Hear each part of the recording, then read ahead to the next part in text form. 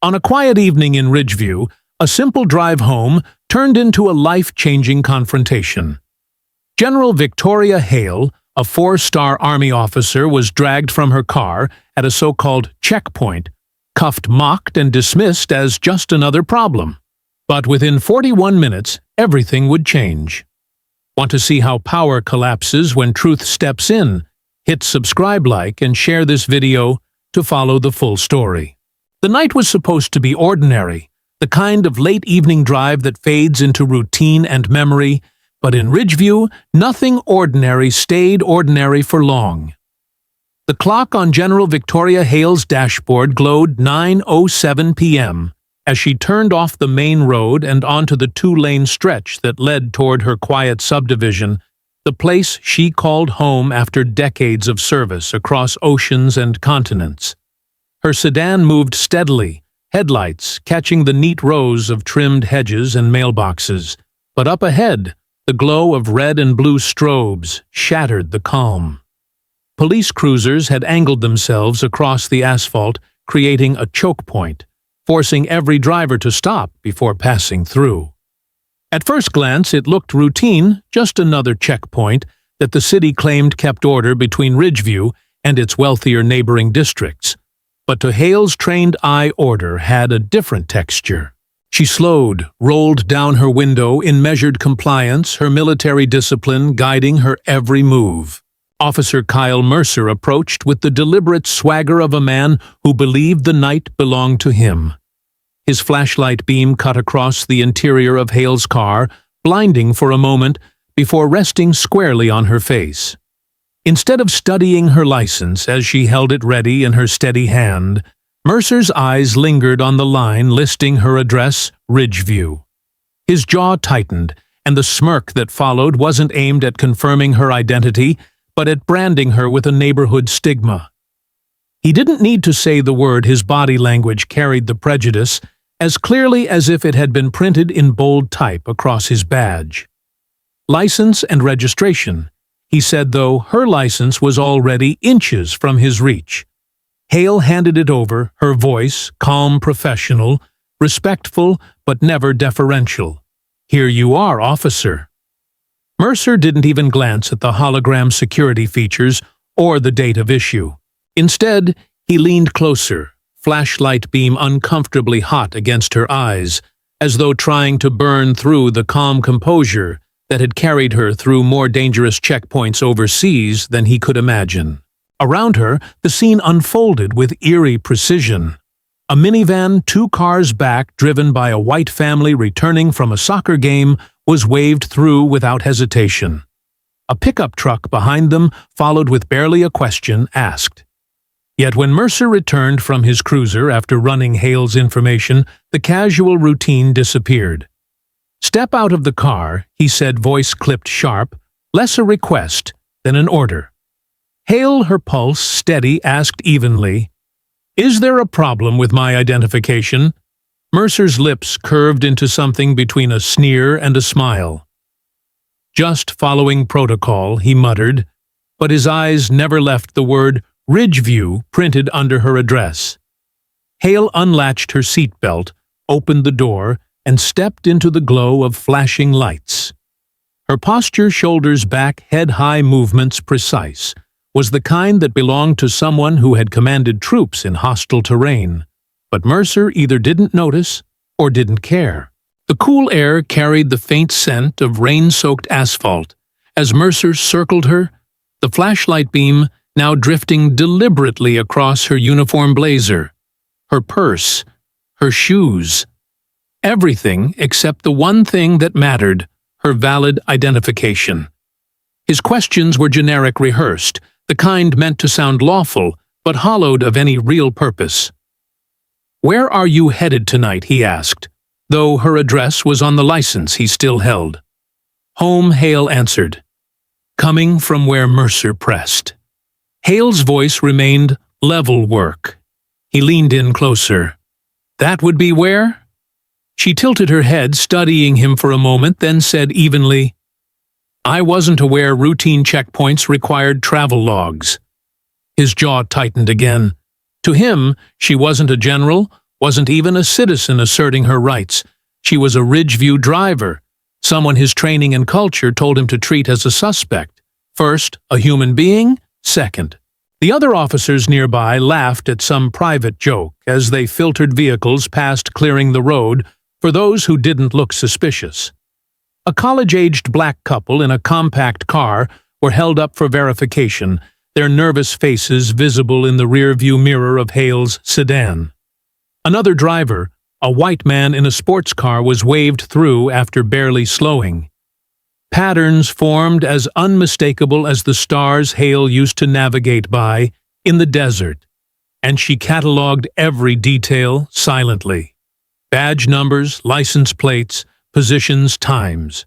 Mercer leaned back finally, as though the flashlight in his hand was a weapon rather than a tool, and said, "You'll need to wait here."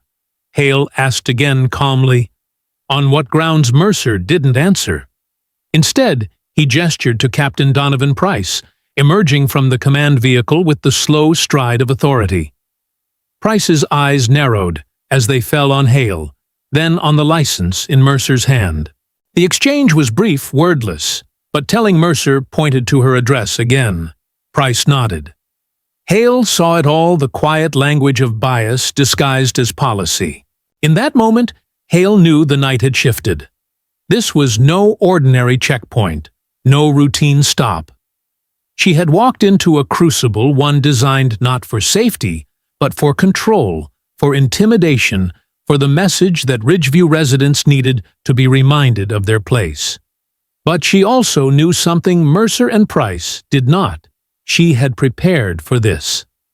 Every unjust question, every dismissive glance, every ounce of contempt was evidence, and evidence had weight when carried to the right battlefield. She stood straighter under the harsh glare of police spotlights, silently invoking the discipline drilled into her during 40 years of military service. Her voice, when she finally spoke again, was deliberate. "I'll comply with lawful orders, Captain. But I will also note every detail of this interaction." The words were not loud, not threatening, but they carried the gravity of someone who understood the Constitution not as a suggestion, but as a sworn oath. Mercer shifted uncomfortably, as though her composure itself was an act of defiance.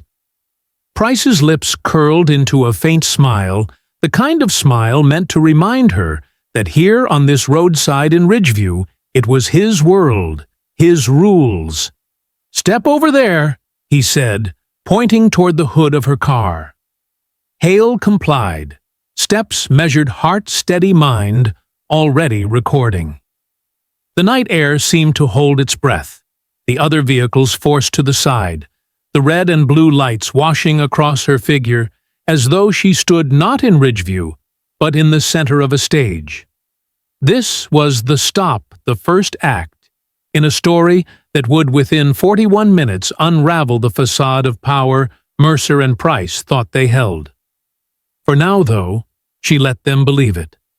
For now, she was just another Ridgeview driver, calm and silent, beneath the glare of their suspicion. But in the quiet recess of her jacket, lining the communicator hummed faintly, waiting, transmitting, ensuring that the night would not end the way Mercer imagined. The hum of the cruiser engines and the pulse of red and blue lights painted the night in dissonant rhythm, as if Ridgeview itself had been reduced to a stage for intimidation. General Victoria Hale stood steady at the hood of her sedan, her eyes fixed straight ahead, every inch of her bearing, calm, deliberate, controlled. She had given her license, answered the perfunctory questions, and observed with a soldier's vigilance the unequal treatment unfolding all around her. But she knew the moment Kyle Mercer turned from her car toward the looming command truck, the game would change. A figure stepped down from its shadowed interior, the kind of man who exuded authority not through law, not through respect, but through performance, the performance of domination. Captain Donovan Price, commander of the checkpoint, moved with slow, deliberate steps, his boots crunching gravel, as though each sound declared ownership of the road. Price was not built like a soldier. His authority did not come from training or from an oath to defend something greater than himself. It came from a uniform that fit too tightly a badge polished for show and the quiet assurance that the city council had sanctioned his behavior. His reputation was already notorious in Ridgeview. Residents whispered about his voice behind closed doors, about the way he twisted routine enforcement into tools of intimidation. Now, in the glow of flashing strobes, Victoria Hale watched him cross the distance, watched his eyes narrow as Mercer whispered in his ear and handed over her license. The two men exchanged a look, Mercer's smug confidence mirrored in Price's measured nod. The captain's lips tightened before curling into a thin smile. "Step away from the vehicle, ma'am." Price ordered, his voice steady, but deliberately sharp, meant to puncture the air like a blade. Hale, already standing away from the driver's side door as instructed, replied calmly, "I am here, Captain. My license is valid. What is the basis for continued detention?" The captain's smile broadened not with amusement, but with the satisfaction of a predator circling prey. "When we give an order, you follow it. When you start asking questions, that's when it becomes obstruction." His tone carried a manufactured patience, the kind designed to sound official, while stripping away any sense of legitimacy. Hale did not flinch. "Invoking my constitutional rights is not obstruction," she said quietly, each word distinct, her voice trained by decades of command. "The Fourth Amendment protects against unreasonable search and seizure. You have provided no cause for further action." Price tilted his head, studying her as though she were an insect pinned to a board. "I'll decide what cause looks like," he replied. "And right now, my cause is that you're making this harder than it needs to be." Mercer, standing slightly behind Hale, shifted eagerly, his flashlight beam sweeping across her shoulders like a stage spotlight. He was the kind of officer who thrived on his captain's approval, a man who found joy in cruelty when shielded by hierarchy.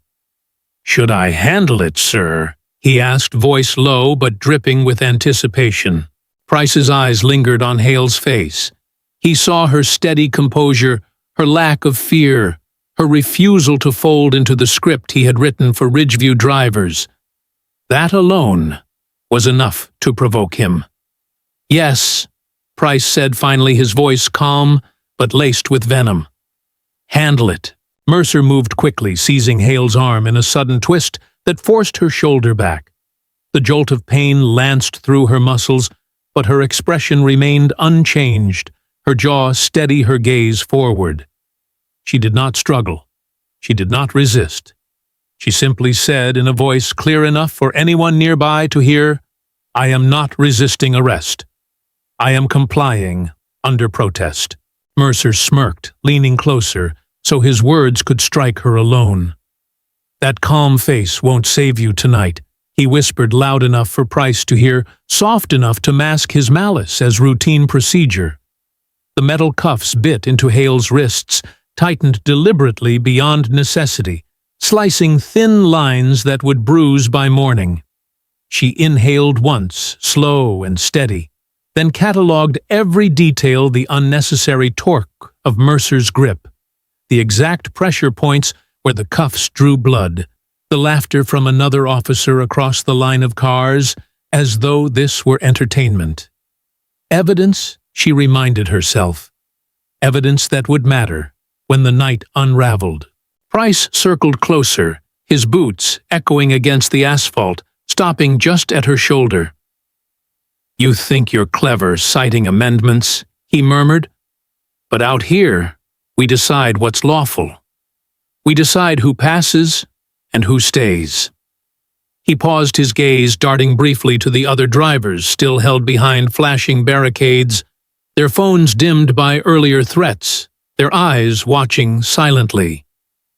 "And you, ma'am, are staying." Hale turned her head slightly, just enough to look at him with measured precision.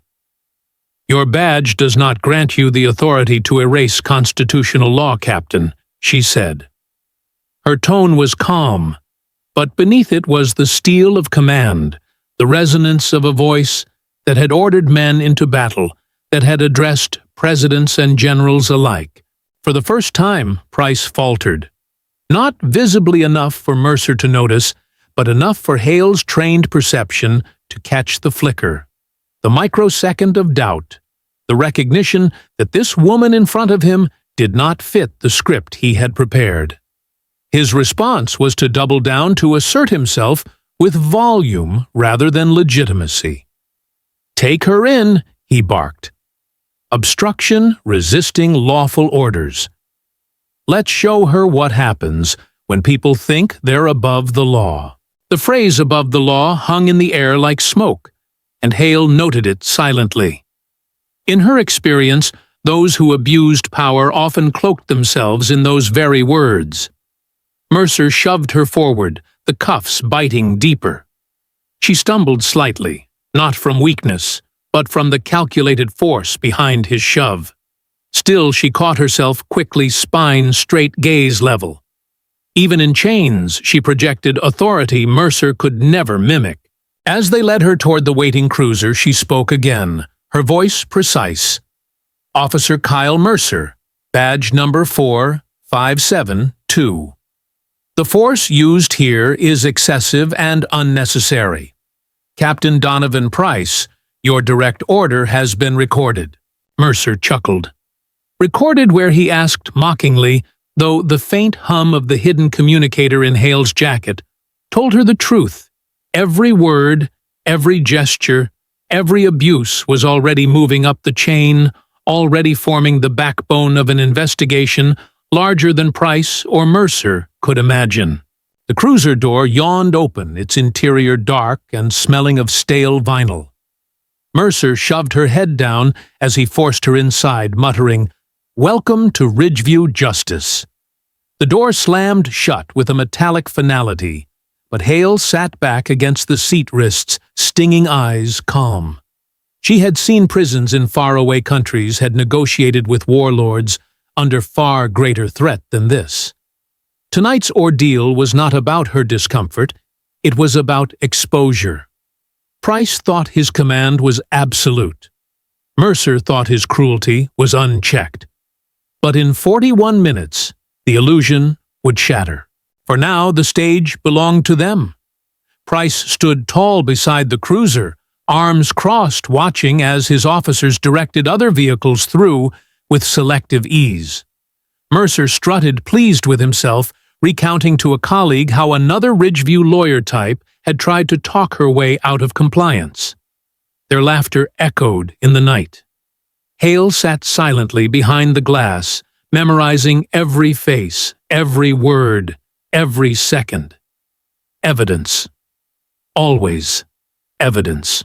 What neither man knew was that their commanding officer performance, their threats, their force, their arrogance had already entered a record too vast to be erased.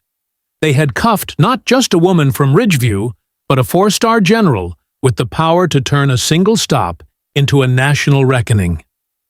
The night was still young, the clock still ticking, and in precisely 39 minutes, the full weight of the Constitution would descend upon Captain Donovan Price and Officer Kyle Mercer, men who believed themselves untouchable until the moment the truth arrived, in black SUVs with government plates. The steel door of the precinct groaned open as the cruiser rolled into the sally port, its echo carrying down the concrete walls like the sound of something ancient and heavy, shutting behind General Victoria Hale. Inside, fluorescent lights buzzed with a sickly hum, casting pale shadows across stained linoleum floors and walls painted in a shade of beige that made time itself seem stagnant.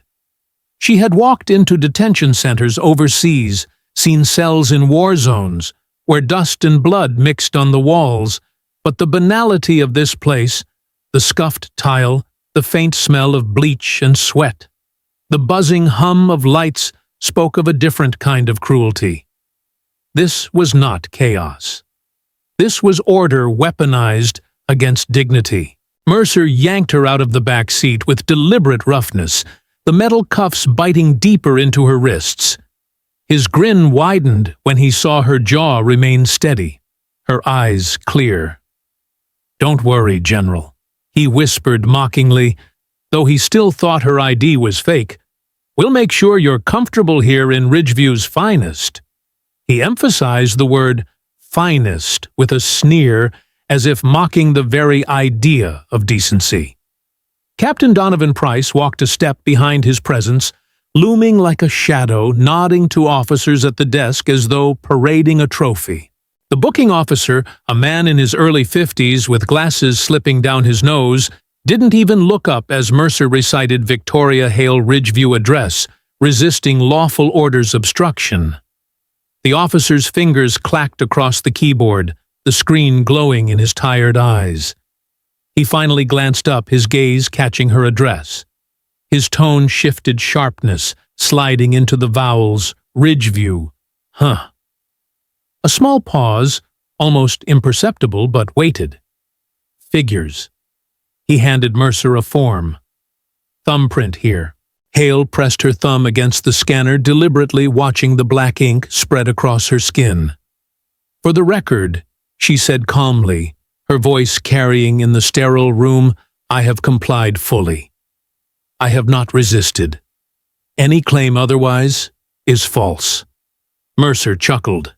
"She loves the record, don't she?" Cap Price smirked, folding his arms. "These Ridgeview people always think they can lawyer their way out of reality." His words carried loudly across the booking hall, enough for every officer lingering near the water cooler to hear. Snickers followed cruel and casual, the kind of laughter that reinforced itself by repetition. Hale said nothing. Silence was her shield, her weapon. She catalogued every inflection, every jeer, every time the word Ridgeview replaced her name. Evidence. Always evidence. A camera was rolled out from the corner, its lens smeared with dust.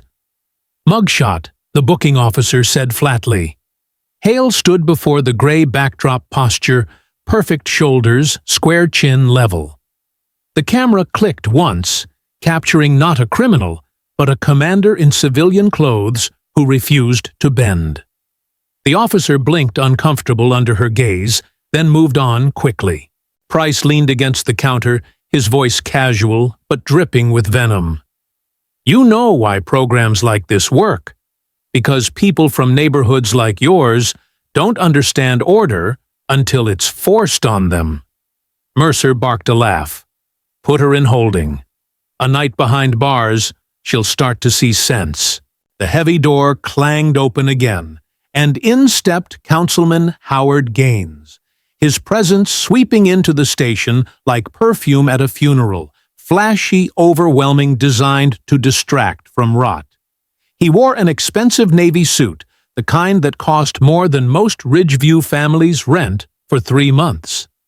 A gold championship ring gleamed on his finger, catching the fluorescent light with every calculated gesture. His cologne drifted behind him, mingling uncomfortably with the disinfectant and stale coffee. "Well, well," Gaines said, voice booming as though he were greeting old friends at a country club. "Another checkpoint success, I see." He strolled toward Price and Mercer, clapping Price on the shoulder with a politician's practiced familiarity. "Keeping the undesirables under control. That's what I like to see." His eyes flicked toward Hale, dismissing her as if she were already a conviction. "Another troublemaker. Caught her resisting at the checkpoint," Price replied smoothly. "Thought her constitutional rights made her special." Mercer grinned. "She gave me the whole Fourth Amendment lecture while I was cuffing her." Gaines chuckled, the sound rich and hollow. "They all do, but talk doesn't change the law of order. Remember that." He turned back to Price, lowering his voice, but not enough to escape Hale's trained ear. "These programs are working. Crime's down 30% in Greenfield since we started targeting Ridgeview flow-through. People are safer. Property values are up. Keep it going." "Yes, sir," Price said, his spine straightening under the approval. Mercer's grin widened as though he'd just been knighted. Hale studied Gaines carefully. The tailored suit, the ring, the polished shoes. He carried himself not as a public servant, but as an owner surveying his assets. His words were precise undesirables property values. Not citizens, not neighbors. Assets to move obstacles to clear. She memorized his cadence, the gleam in his eyes, the way he spoke with certainty that no one in this building would challenge him. The booking officer coughed quietly, shuffling papers. His discomfort betrayed the truth. Even within the system, not everyone was blind. But fear kept his eyes down his fingers, typing his voice, quiet. Complicity was not always active. It was often passive. A silence that let louder men define the room. "Get her processed quickly," Gaines ordered. "We don't need another one of these Ridgeview types filing complaints that'll land on my desk. Paperwork's already piling up." Price nodded. "We'll take care of it, Councilman. By morning, she'll be just another line in the system." Hale's lips curved faintly, almost imperceptibly. By morning, the system would not look the same. 33 minutes remained on her internal clock. The communicator in her jacket lining hummed against her ribs, transmitting every word, every inflection, every corrupt boast. She adjusted her shoulders, the cuffs still biting into her skin, and said quietly, "Councilman Gaines, thank you for clarifying your role in this program. That will be noted." Gaines turned eyebrows raised, then laughed. "Still talking like she's in charge," he said to Price. "Let her. It won't matter when she's in a cell." But it would matter. Every word mattered. Hale knew it. And soon they would know it too. As she was led down the corridor toward holding the laughter of Mercer, and the booming voice of Gaines trailed behind her. The fluorescent lights hummed overhead, a reminder of the sterile cruelty of this place. But through the noise, Hale heard something else. The steady, invisible ticking of time, counting down to the moment when their illusion of power would collapse under the weight of truth. Evidence was building. Federal eyes were already watching.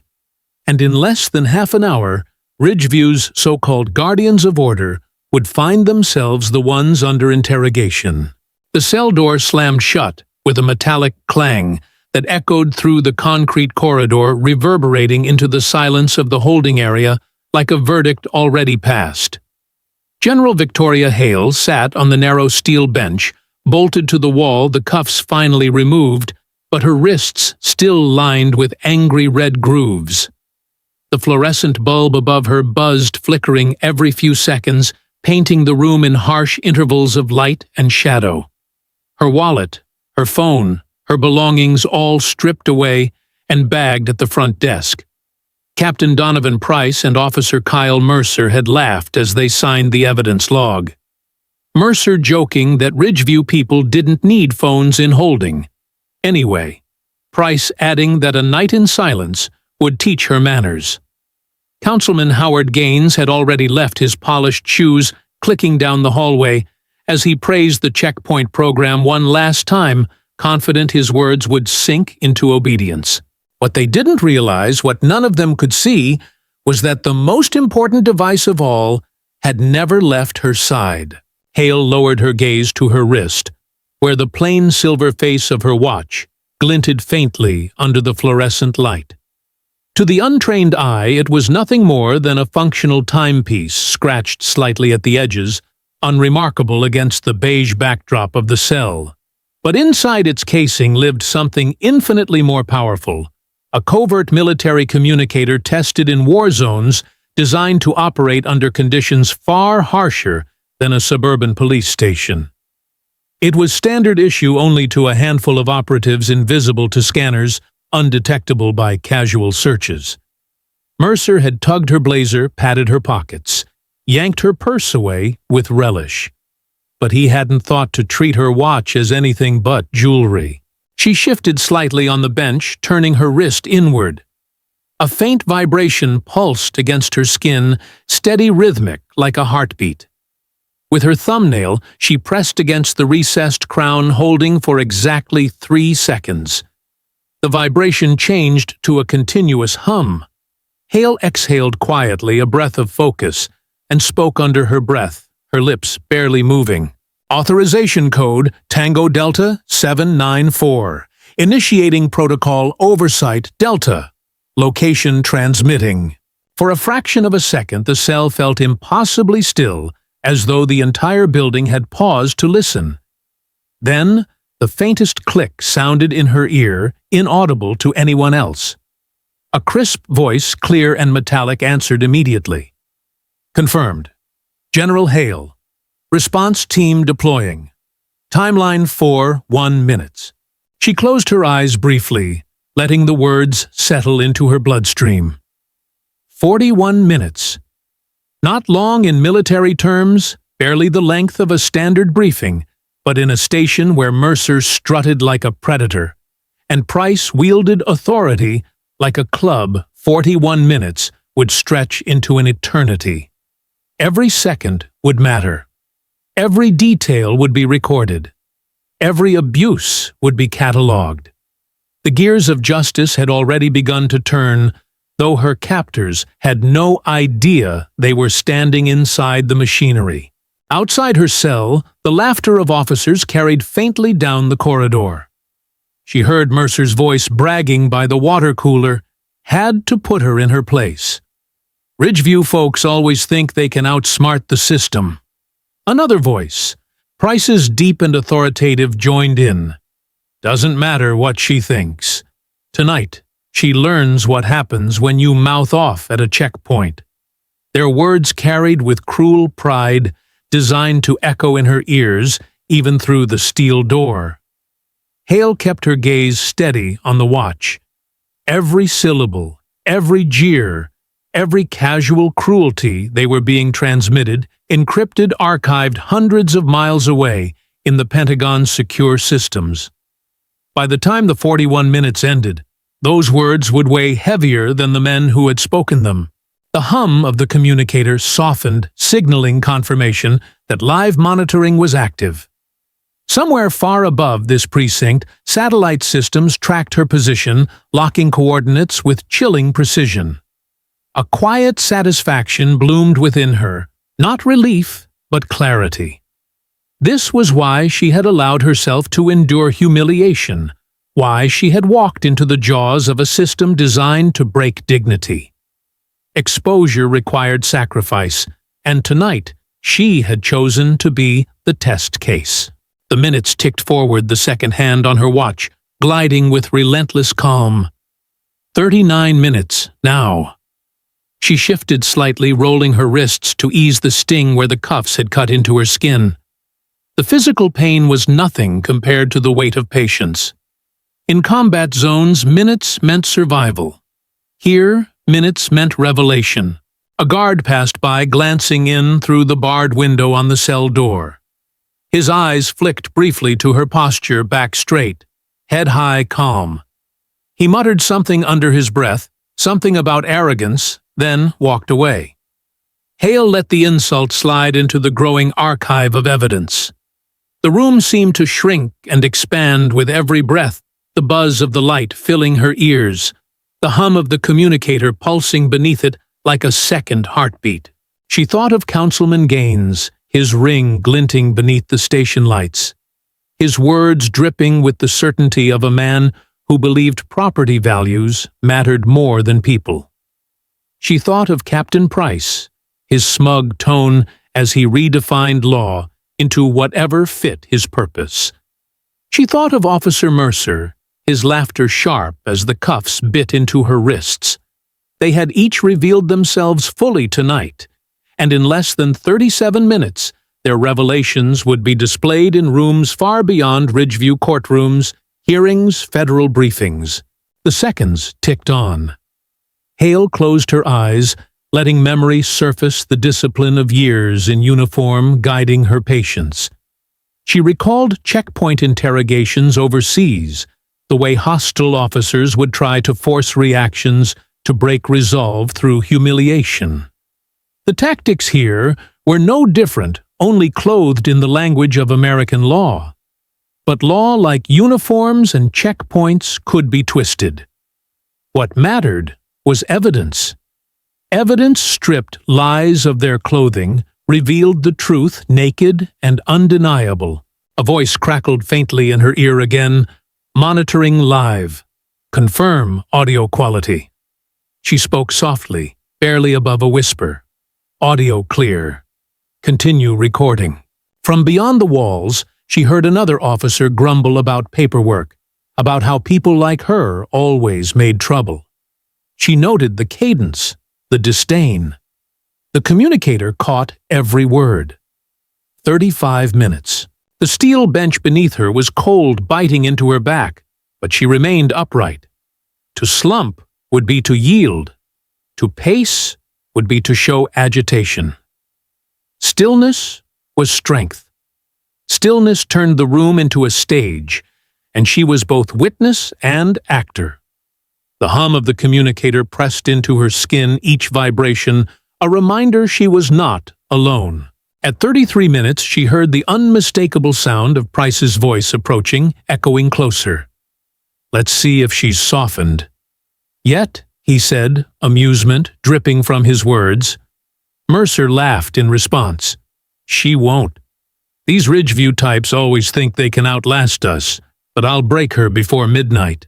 Hale tilted her head, just slightly, watching the barred window. The shadows moved. Keys rattled. The door clanged open, and Price stepped in, Mercer at his side. Price folded his arms, smirking. Comfortable? He asked, his tone mocking. Hale did not answer. Silence was her shield. Mercer leaned forward. What, no more lectures? You were full of amendments out there on the road. Cat got your tongue. Hale finally spoke, voice low, calm, deliberate. Every word you say is being recorded. Choose carefully. For a fraction of a second, Mercer's grin faltered. Price scoffed, shaking his head. She thinks someone cares. Newsflash, lady out here, no one's listening. But someone was listening. And in 31 minutes, the proof of that would walk through the precinct doors in black SUVs, their engines humming like thunder rolling over the horizon. Hale leaned back slightly, folding her hands in her lap. The cuffs had left her skin raw, but her composure remained unbroken.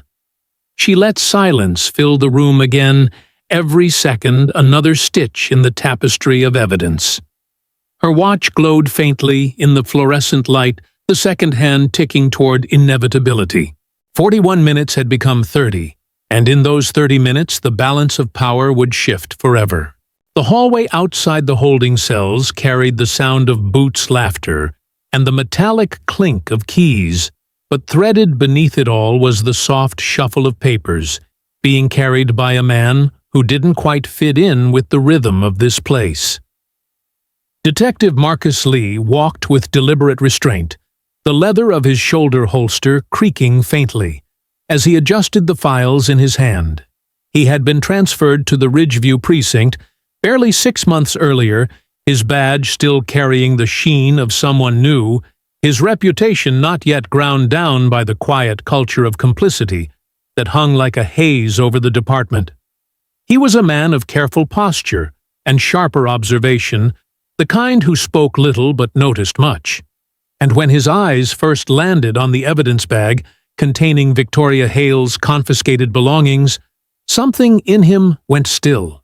The clear plastic bag lay on the desk, Mercer's sloppy handwriting scrawled across the intake form. Inside were the expected contents: a wallet, a phone, a set of keys. But tucked in the wallet's fold was a laminated card that caught the fluorescent light at a certain angle, scattering it into a spectrum Marcus knew too well. He paused, lowering the files in his hand, and leaned slightly toward the desk.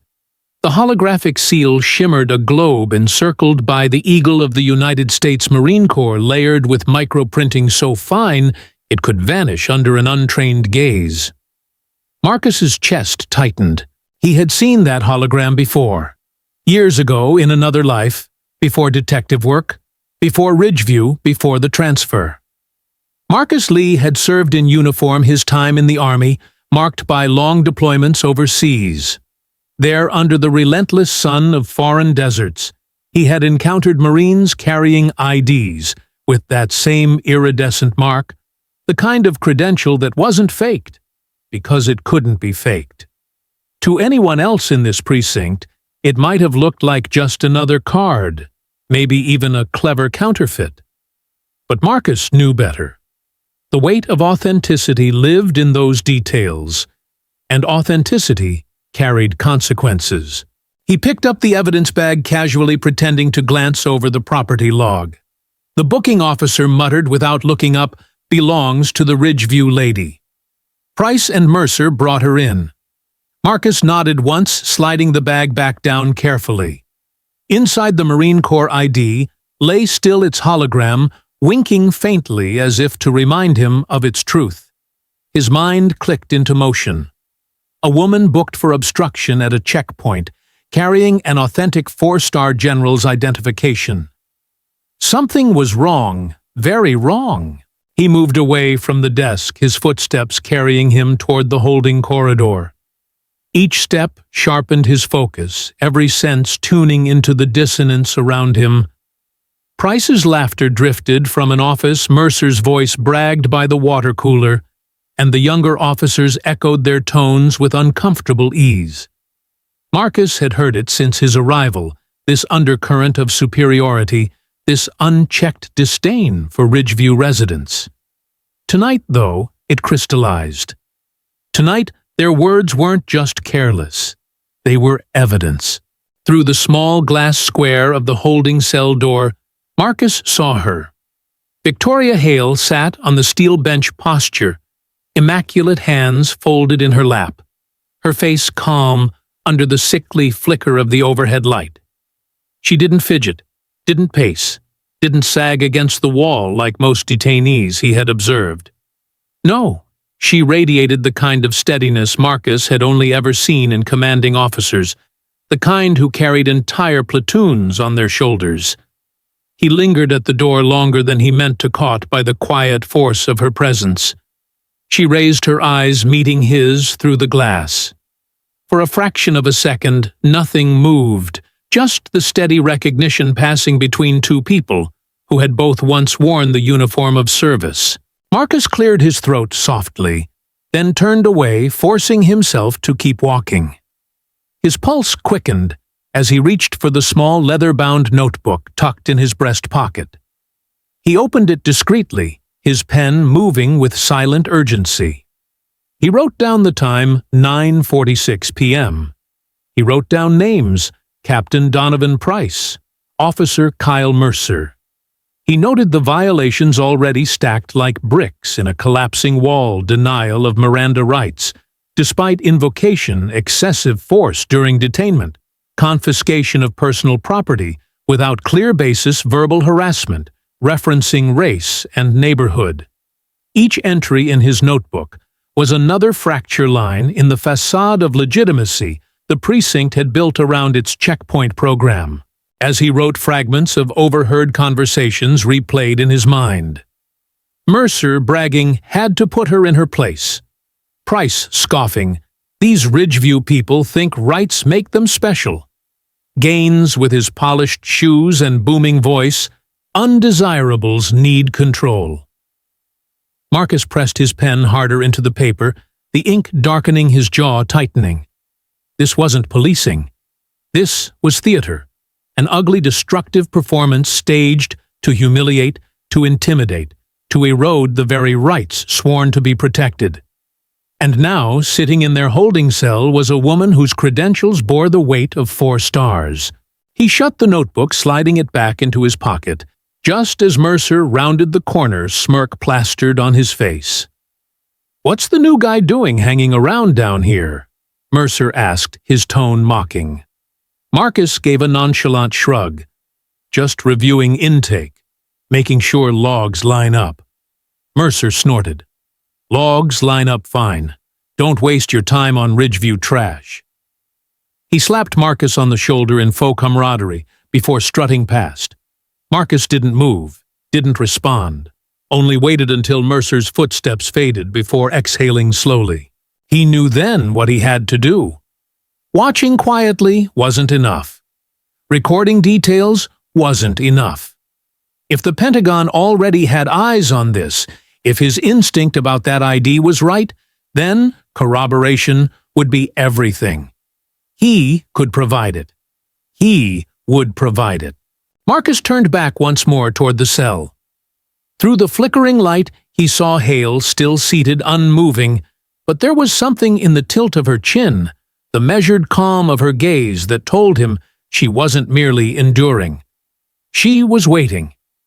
She had initiated something larger, something beyond the walls of this station.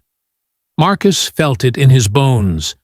The communicator on her wrist, the timing in her silence, the certainty in her eyes, it all pointed to a plan unfolding. He walked away briskly back toward his desk. He opened his computer terminal, entering his credentials. As the system loaded, he slid his notebook beside the keyboard. Each note he had written tonight would be transcribed, duplicated, preserved. If the precinct's culture of silence tried to bury it, he would find other channels. He had learned long ago in combat and in life that silence in the face of injustice was complicity. And Marcus Lee refused to be complicit. 9:51 p.m. He checked his watch. 31 minutes remained before the timeline he didn't yet know existed would crash into the station like a storm. For now, he wrote. He documented. He bore witness. Because sometimes the most dangerous weapon in a corrupt system wasn't a gun or a badge. It was a man with a notebook, a sharp memory, and the courage to tell the truth. Detective Marcus Lee's pen scratched across the paper, steady and relentless, as though each stroke was chiseling through stone. His notes already filled 3 pages, and yet the more he listened, the clearer the pattern became. This wasn't improvisation by 2 officers with a grudge. No, this was orchestration.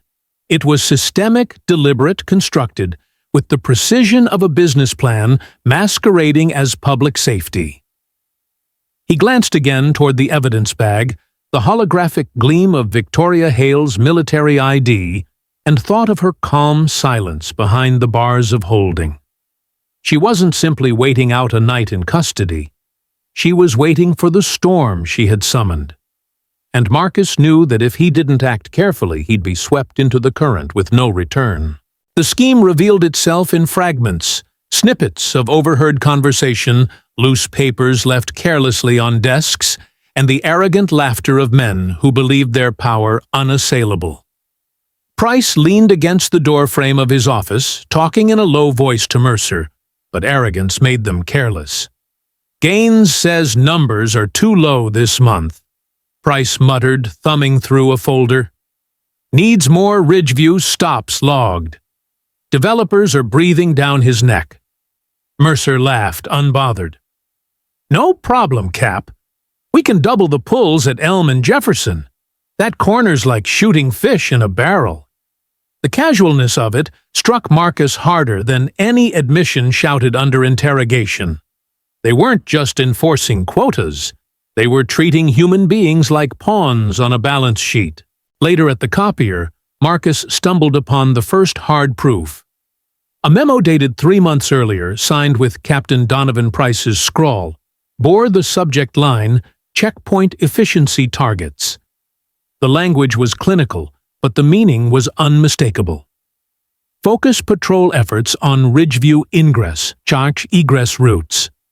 Higher yield arrests contribute to monthly departmental goals. He folded the paper discreetly into a case file he carried, his heart thudding with the quiet adrenaline of truth uncovered. But the deeper layer lay in Councilman Gaines's fingerprints.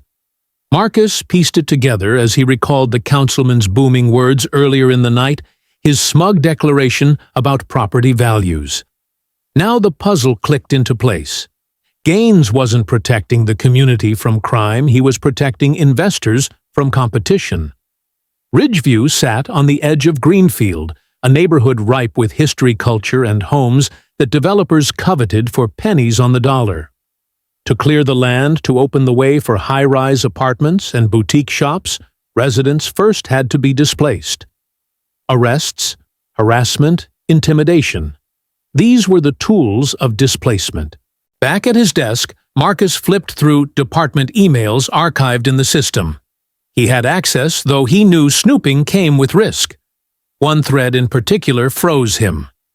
Gains to price, subject line, Community Stabilization Metrics. The text read, "Ensure arrest numbers from Ridgeview remain consistent. Developer timelines rely on steady progress. Quotas must be met to maintain council support." Attached was a spreadsheet, its rows divided not by crime types, not by offenses, but by neighborhood demographics. Arrests by block. Detentions by street. Stop and search counts color-coded in red and green like a grotesque scoreboard. Marcus leaned back in his chair, bile rising in his throat. They had reduced Ridgeview residents to data points on a property development strategy, and Price, with Mercer at his side, had enforced it gleefully. He remembered Mercer's smirk as he twisted Hale's arm, Price's smug pronouncements about order.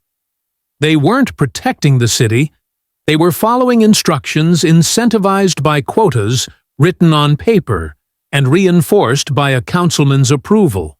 The fluorescent lights above hummed louder, or maybe it was Marcus's pulse rushing in his ears. He scribbled into his notebook, "Memos confirm quota system. Arrests tied to property development. Evidence of conspiracy between councilman and precinct command." His hand shook slightly, but he steadied it. He had lived through firefights where chaos pressed from every side, and the only way forward was clarity. This was no different. He needed to keep his head clear. At 9:59 p.m., he glanced at his watch. 21 minutes until the unseen deadline, though he had no way of knowing Hale's timeline. Still, something in his gut told him change was coming, and he had to be ready. In the break room, the conversation turned uglier, bolder. Mercer boasted, "Pulled 3 from Ridgeview just last week. 2 didn't even have violations, but quotas don't fill themselves right." Laughter erupted, Price's deep chuckle leading the chorus. Another officer added, "Councilman's happy, so we're happy." Marcus felt his jaw tighten, his pen digging into the page later as he transcribed their words from memory. He wrote it all: who spoke, what was said, what time. The paper grew heavy with ink, with proof. But the most damning piece came an hour earlier than anyone expected. Marcus overheard Gaines himself in Price's office, his voice muffled but distinct through the thin walls. "Developers want Ridgeview cleared in 18 months. That means more arrests, more pressure. Make sure your people deliver." Price's low grunt of agreement sealed the deal. Marcus noted it down his hand, moving with furious precision, Councilman Gaines directly linking arrests to developer timelines. The scheme was no longer suspicion. It was fact. Marcus returned to his desk, staring at the folder now holding the memo, the emails, the copied spreadsheet. His chest tightened with the knowledge of risk. If Price or Mercer realized what he was collecting, his career, or worse, could end tonight. But then he thought of Hale's steady gaze behind the holding cell window, the hologram glinting in her ID, the faint lines on her wrists where Mercer's cuffs had bitten into her skin. She wasn't just another detainee. She was proof. Proof that when power abused itself openly, it could be challenged if someone dared to hold up a mirror. At 10:04 p.m., the watch on his wrist ticked louder in his mind. 16 minutes remained before Hale's unseen call to the Pentagon would bear fruit. He didn't know the specifics, but he trusted the sense of inevitability pressing down on the station. He tucked his notebook deeper into his pocket, slid the folder into his briefcase, and exhaled once, slow and steady. The scheme had been exposed to him in full. Councilman Gaines engineering displacement, Captain Price enforcing quotas, Officer Mercer reveling in cruelty, and a system of complicit silence holding it all together. But silence could be broken. And when it broke, it would sound like truth. For now, he kept writing.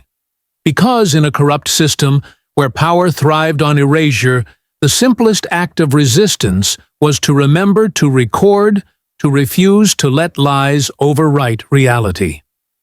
Detective Marcus Lee, 6 months into his transfer, had chosen his side, and in 14 minutes the storm was coming. 10:14 p.m. The clock in the Ridgeview precinct ticked forward, with the same weary rhythm as the humming fluorescent bulbs above. The officers inside carried on with their rituals of arrogance, Mercer boasting at the water cooler Price, conferring with his lieutenants, and the booking desk shuffling paperwork under the false pretense of order. Councilman Gaines had just finished another phone call, his voice carrying through the corridor as he assured some developer that progress is on schedule. To everyone in the building, it was just another night of business as usual. But to Victoria Hale, seated calmly on the steel bench in her holding cell, and to Marcus Lee, scribbling furiously in his notebook, the night had shifted into something far larger. Outside, the streets of Ridgeview were quiet. Porch lights glowed on houses just a few blocks away, unaware of the storm gathering. Then, faint at first, the low growl of engines echoed down Main Street. The sound multiplied: one vehicle, then two, then five. Headlights cut through the night, aligning in perfect formation. Black SUVs, windows tinted government plates, gleaming under the street lamps, rolled toward the precinct like silent judgment. Tires crunched over asphalt engines, idling with the steady confidence of inevitability. At 10:17 p.m., the first SUV pulled into the lot, followed by 3 more, each door swinging open with crisp synchronicity. Colonel Renee Porter stepped out first.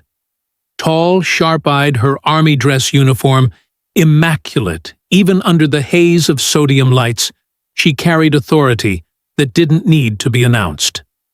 2 Pentagon agents flanked her, their movements precise, scanning the lot, as though hostile fire might erupt at any second.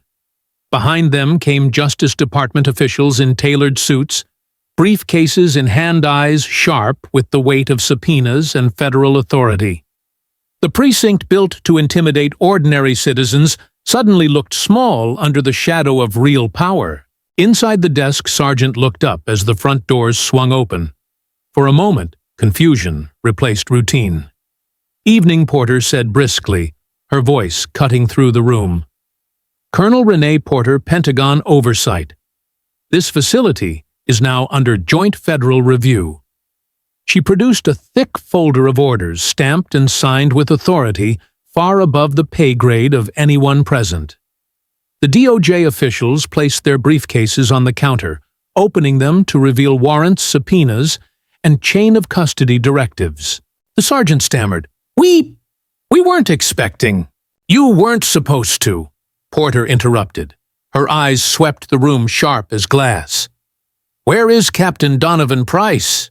Price emerged from his office, irritation creasing his face. "What is this? You can't just—" "Yes, I can," Porter snapped, stepping forward, her boots striking the linoleum with purpose. "By direct authorization of the Secretary of Defense and the Attorney General of the United States. You are relieved of command of this facility pending investigation." Gasps rippled through the room. Mercer froze mid-laugh, his smirk collapsing as though someone had ripped it from his face. Behind Porter, the Pentagon agents moved with mechanical precision. One unzipped a heavy case, pulling out evidence preservation kits. Another began photographing the booking desk, snapping images of logbooks, timestamps, and intake forms. DOJ officials handed the sergeant a sealed envelope listing the computers to be seized immediately.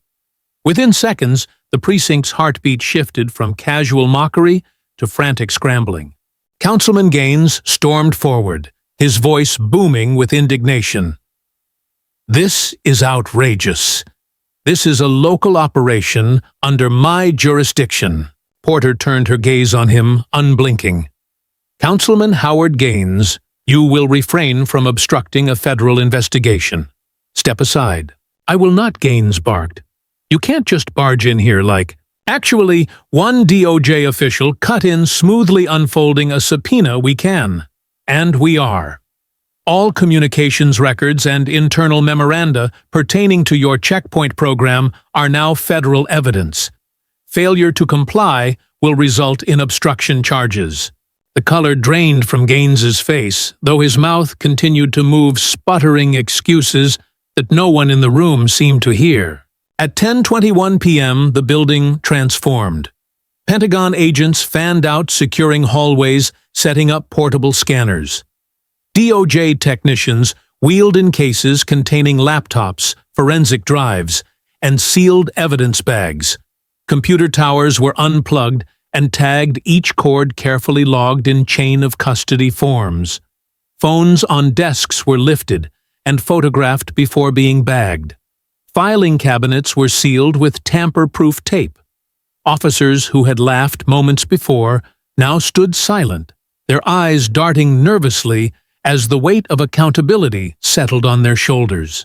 Detective Marcus Lee, standing at the edge of the chaos, felt his breath catch. He had known something was coming. Hale's calm composure had told him as much. But he hadn't imagined the scale of it. This wasn't oversight.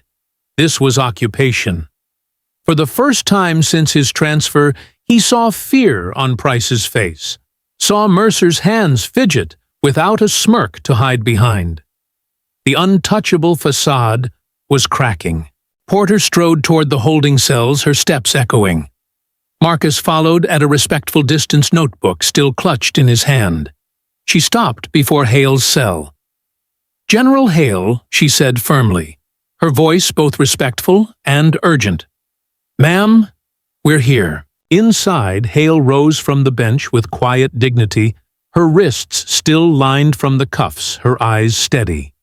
She stepped forward, her presence filling the narrow cell more than any rank insignia could. "Colonel Porter," she acknowledged. "You're right on time." Mercer's voice cracked from behind. "Wait, General!" He looked at Price, then at Gaines, panic blooming across his features. Price muttered a curse under his breath, his posture faltering. Gaines took a step back, his polished shoes squeaking against the floor. The lock clicked as an agent opened the cell. Hale stepped out, straightening her blazer. Porter handed her a folder already thick with initial findings. "We've initiated full seizure of records. DOJ has confirmed the warrants. Chain of custody is locked down." "Good," Hale said calmly, her voice carrying across the room. "Begin evidence triage here. Every computer, every memo, every arrest log from the last 6 months. Prioritize Ridgeview checkpoint files." "Yes, ma'am," Porter replied crisply. The station buzzed with activity. Evidence boards were set up in the conference room, photographs of officers pinned beside transcripts of their words. DOJ attorneys began drafting immediate reports. Agents in gloves sifted through drawers, bagging documents. What had been a precinct designed to intimidate the powerless was now reduced to a hub of accountability, every corner lit by federal scrutiny. At 10:32 p.m., Gaines tried once more, his voice thinner now. "This is a witch hunt. You're twisting community safety into politics." Hale turned her gaze steady. "No, Councilman. This is justice. And tonight, justice arrived in black SUVs." The room went silent. Even the buzzing fluorescent lights seemed to yield. The Ridgeview precinct had never known silence like this. By 10:45 p.m., the buzzing of the fluorescent lights was no longer just background noise. It was the only sound daring to move freely through the building. Officers who had spent hours mocking, laughing, and commanding now sat slumped in corners, their voices gone, their confidence drained. The walls, once covered with patrol schedules and half-finished paperwork, now bristled with evidence boards erected by Pentagon agents and DOJ officials. Cables snaked across the floor, where laptops had been seized and replaced with forensic drives. The very heart of the station, its servers were unplugged, tagged, and boxed like contaminated samples. Chain of custody seals gleamed under harsh lighting, red and white labels warning against tampering. At the center of it all stood General Victoria Hale. Freed from her cell, she was not just a witness, but the commanding presence that anchored the room. Colonel Renee Porter flanked her reviewing stacks of files, while DOJ attorneys hunched over laptops, typing furiously. Across the room, Captain Donovan Price sat, with his head in his hands, his jaw locked tight. Kyle Mercer paced like a caged animal, the smirk long vanished from his lips. And Councilman Howard Gaines, the man who had strutted into the station hours earlier, with polished shoes and a booming voice, now shrank into the corner of the conference room, his ring glinting nervously under the light. "Begin playback," Porter ordered. A technician tapped a laptop connected to a projector, and the first image lit the screen dashcam footage from a Ridgeview checkpoint time-stamped 8:32 p.m. 2 months earlier. The video showed a sedan approaching slowly, a black couple inside. The officer's voice barked from the speakers, "Step out of the vehicle."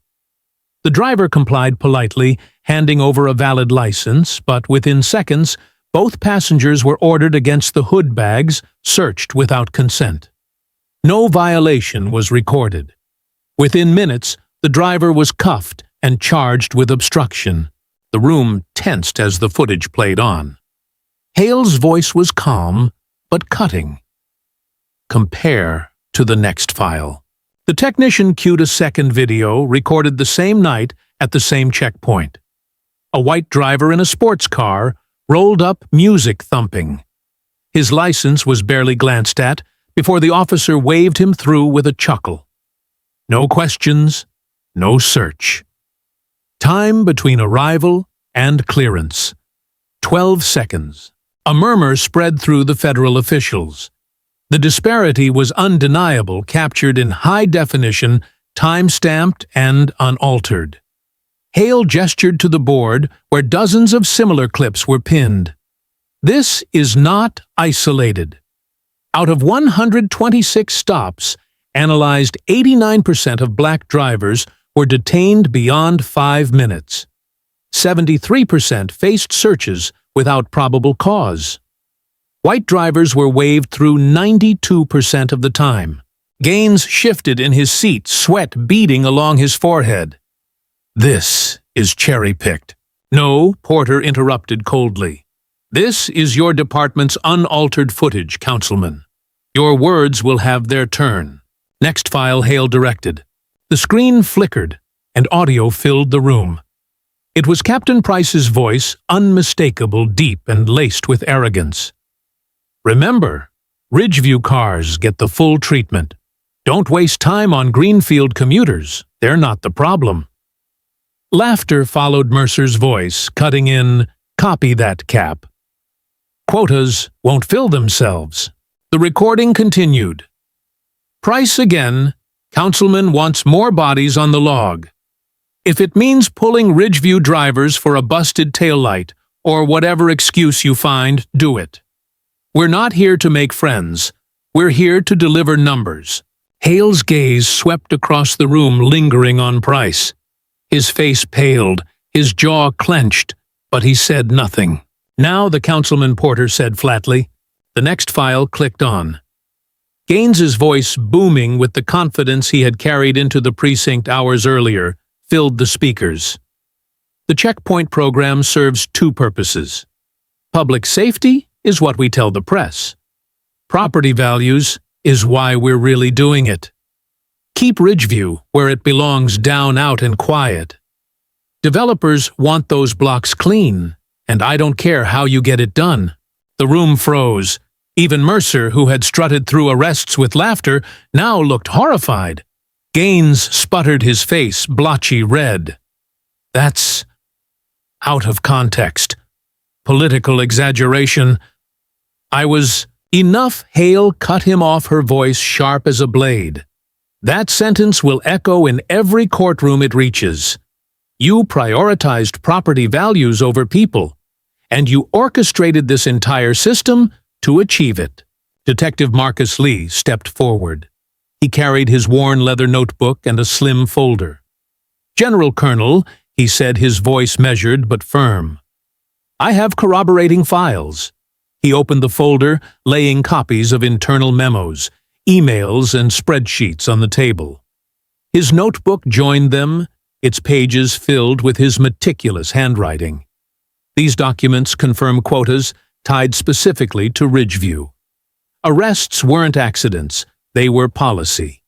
Complaints filed by residents were systematically suppressed, marked as resolved without investigation, or deleted outright. I tracked instances where video evidence vanished from servers within 24 hours of submission.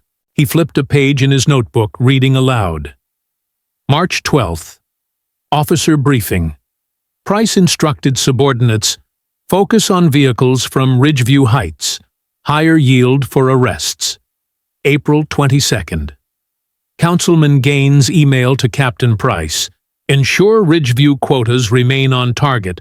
Developer deadlines depend on it. He looked up, his eyes steady.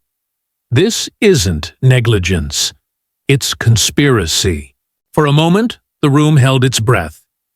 Then Porter leaned forward, her voice ringing with authority.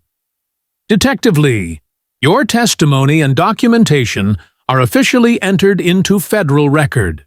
Hale nodded once. "Thank you, Detective. Your integrity is the line that separates law enforcement from corruption."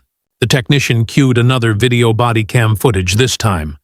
The red light blinked on, showing Mercer twisting Hale's arm, tightening cuffs with deliberate cruelty. His voice sneered, "That calm face won't save you tonight." Seconds later, the red light blinked off as he disabled the camera. The playback cut to black, but the audio from Hale's covert communicator continued seamlessly, capturing the very words Mercer had thought erased. His laughter, Price's taunts, Gaines's orders.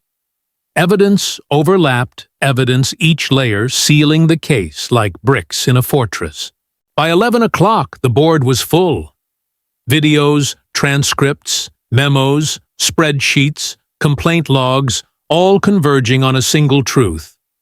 The Ridgeview checkpoint program was never about safety. It was about power, profit, and prejudice. Hale stood at the head of the room, her presence commanding. "Ladies and gentlemen, what you see before you is not isolated misconduct. It is systemic abuse sanctioned by leadership and weaponized against a single community. These officers turned rights into obstacles. This councilman turned citizens into collateral. But tonight, their own words and actions condemned them." Gaines slammed a fist on the table. "This is a setup. She provoked it." Porter's voice cut him down. "Councilman Gaines, sit down. You will have your attorney present when charges are read." The silence that followed was different now. It wasn't the uneasy quiet of intimidation, it was the heavy stillness of reckoning. The officers in the room no longer looked at Hale as a detainee. They looked at her as what she truly was, a general, a witness. And the reason their carefully spun illusion of authority was unraveling before their eyes, and outside in the dark streets of Ridgeview, the first whispers of justice stirred, carried by headlights, and the hum of black SUVs parked like sentinels against the night. The clock struck 11:29 p.m., when the final word was spoken in the Ridgeview Precinct conference room indictments. The Justice Department official, a woman with a voice like tempered steel, read them aloud as though chiseling each syllable into the very walls.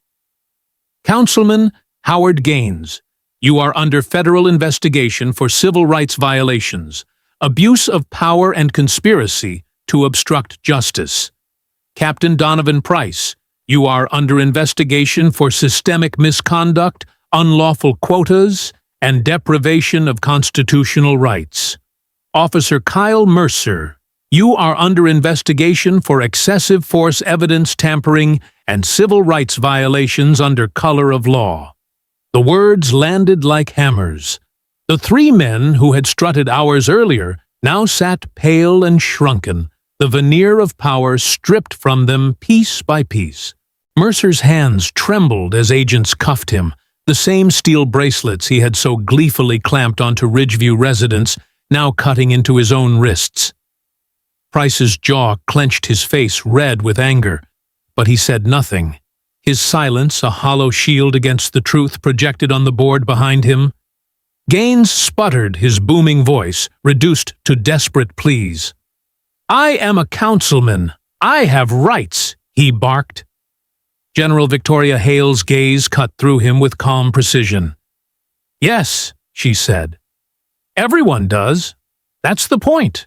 By midnight, Ridgeview's checkpoints were officially dismantled. Pentagon agents supervised the removal of barriers, recording the lifting of barricades as symbolic as it was practical. DOJ officials filed emergency orders terminating the program, citing constitutional violations so stark they could not wait for daylight.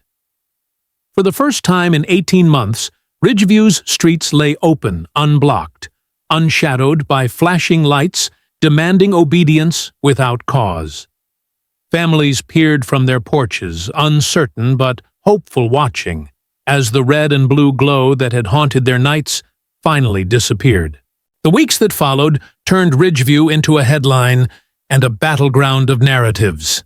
National news outlets played Hale's calm voice on repeat, her words dissected by analysts, her stillness during arrest replayed as proof of strength.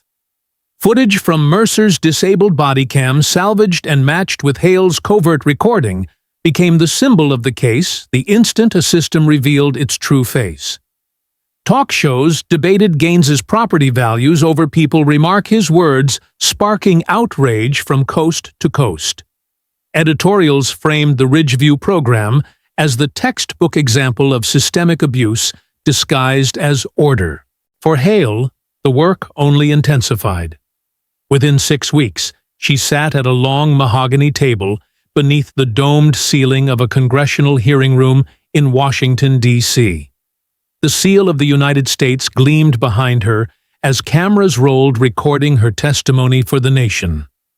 Dressed in full-dress uniform, 4 stars gleaming on her shoulders, she adjusted her microphone, her voice steady as she began. 6 months ago, the Pentagon initiated an investigation into civil rights violations occurring under the guise of checkpoint programs. My detainment in Ridgeview was not an accident. It was a deliberate exposure to a system designed to target citizens by race and residence.